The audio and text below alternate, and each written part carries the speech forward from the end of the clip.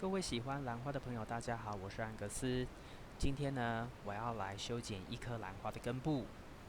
这颗兰花呢，基本上一直都是水根的状态。那水根的意思其实就是说，它在根部下面一直都是有水的状态。我是把它养在这个花瓶里面。那我是因为在清洗花瓶，然后跟换水的过程当中，发现有一些根部它好像有一点溃烂的现象，这个其实是算正常的，但是呢，我还是决定做一些修剪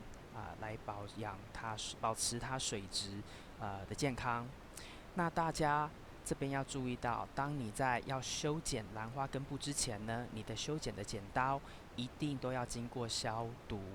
否则的话呢，可能会对兰花植株有伤害。呃，那我这边用的是50%浓度的酒精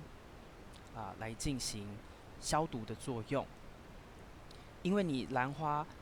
它有时候会受到一些病菌的感染。那如果你修剪的器具没有经过消毒，然后上一次剪的另外那颗兰花如果有一些相关的病菌的话，也是会呃对这颗兰花有感染的，会交叉感染。那这边我就是双重保障，我还用3%浓度的双氧水再把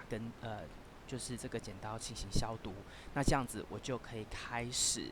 啊、做修剪的工作了。那基本上我就是用手捏一捏，然后它如果已经感觉到软软的部分不是很扎实的根部，我就会把它剪掉。都检查过一遍之后呢，这样子这个兰花就可以再重新被放到瓶子里面去。那现在我们根部已经修剪好了。那我呢，一般修剪完之后呢，重新会再用手，就是轻轻的在根部，就是泡在水里面的部分呢，稍微再摸一下，看看就是说还有没有哪些地方是我应该要剪掉的。兰花如果是水根，它的根部有时候呢，它会停止生长，然后有时候呢，它会停止生长一段时间，又重新开始长新根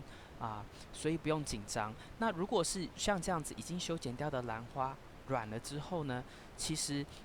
就是修剪掉，然后你再把它重新干个一两天，不要放到水里面，干个一两天再加水这样子它修剪的部分呢就会结痂。就会变硬，就不会一直往上溃烂。那我这边其实我又重新再喷酒精，然后也重新再喷上双氧水然后呢，接下来的部分我就是会把它重新放到瓶子里面去，然后让它裸根不加水的情况下一两天，然后让它能够嗯让酒精还有双氧水有充分的时间让它去发挥它的效用。那这颗兰花呢，去年有开花，今年呢，它其实都在长它的侧芽。我在想，它应该是觉得它需要长再壮一点，才有办法再开花。而且我今年这颗兰花，我没有特别对它施一些开花肥。好啦，这个大概就是一个兰花根部修剪的一些重要事项。希望这个影片对大家也有一些帮助。如果你喜欢这个影片呢，请在下面帮我按个赞。如果有任何的问题，也非常欢迎你能够留言、订阅我的频道。